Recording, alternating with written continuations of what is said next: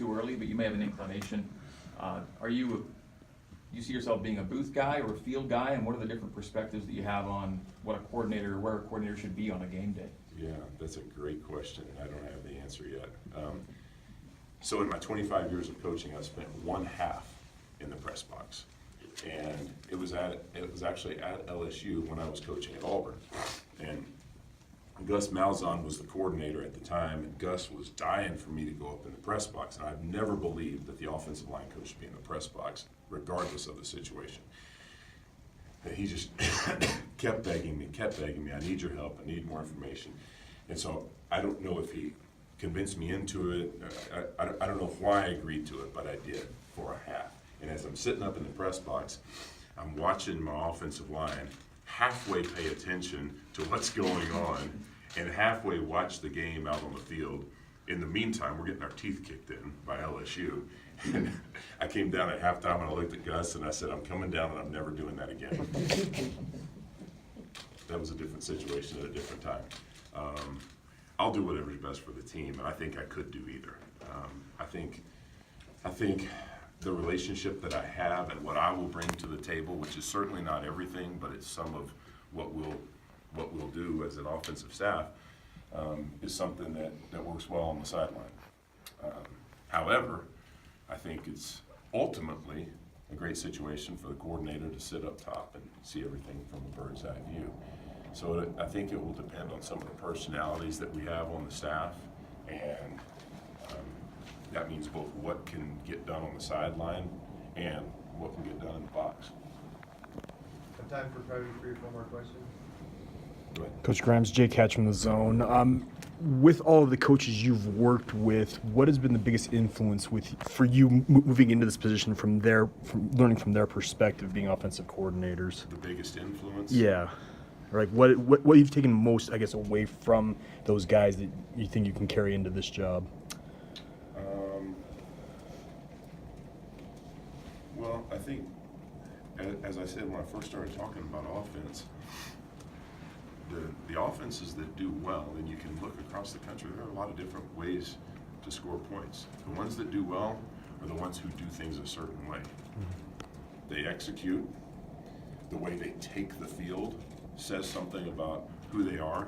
The way they break the huddle and get to the line of scrimmage. The fact that you don't have silly pre-snap penalties because a guy doesn't know how to line up or a false start. You don't turn the football over. You play hard and you play physical and you establish your will in the fourth quarter and win those close games because you've done things right up to that point.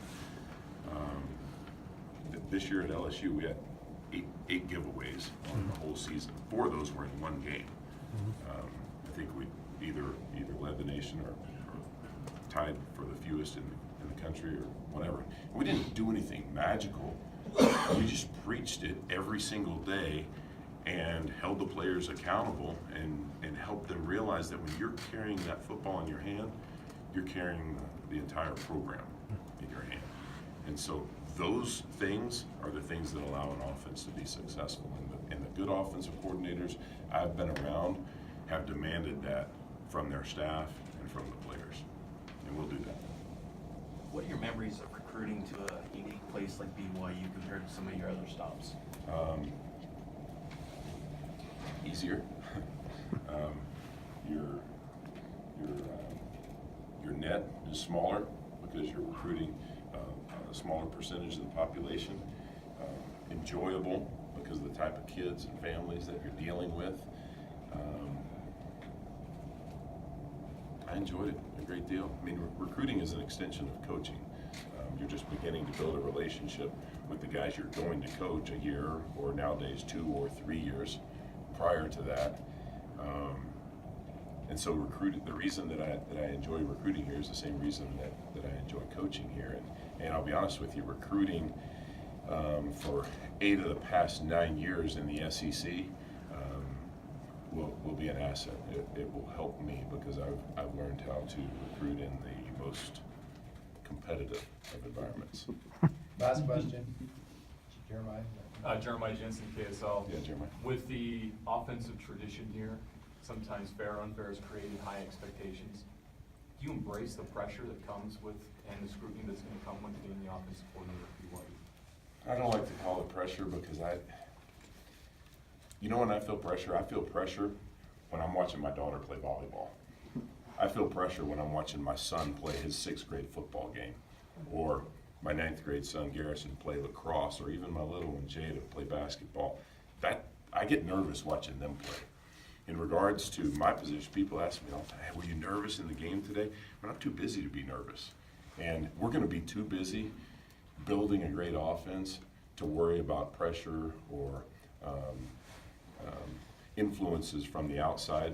And I realize that there are a lot of people that have a lot at stake here, and that I recognize. The responsibility to Cougar Nation, to the BYU family, to the administration, and the other coaches here.